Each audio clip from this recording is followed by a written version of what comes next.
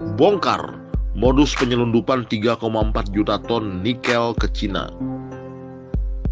oleh R. Haidar Alwi.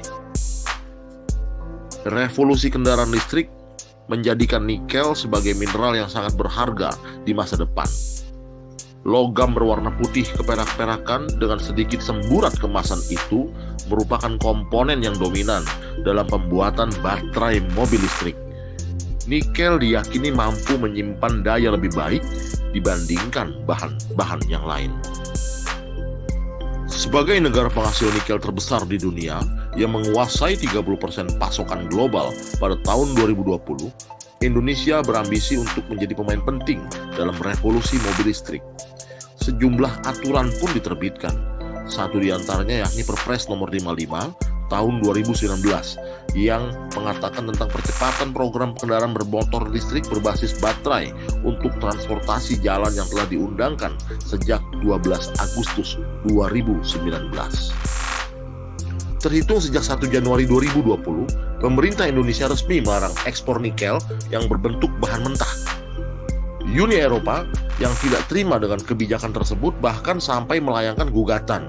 Namun, Presiden Jokowi tidak gentar dan berkali-kali menegaskan keseriusannya itu, termasuk menghadapi potensi gugatan dari World Trade Organization atau WTO.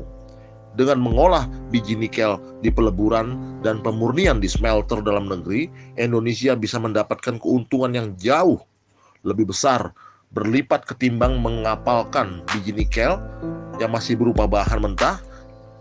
Dengan adanya hilirisasi industri nikel, nilainya bisa meningkat hingga 7 kali lipat jika diolah jadi sel baterai.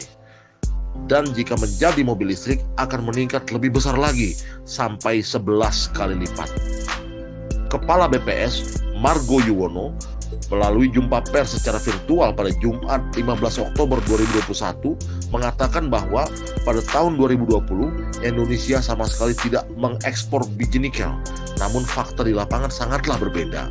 Dalam artikel yang diterbitkan Reuters pada Rabu 20 Januari 2021, sebanyak 3,4 juta ton atau setara dengan 193,6 juta US dollar biji nikel asal Indonesia masuk ke Cina sepanjang tahun 2020.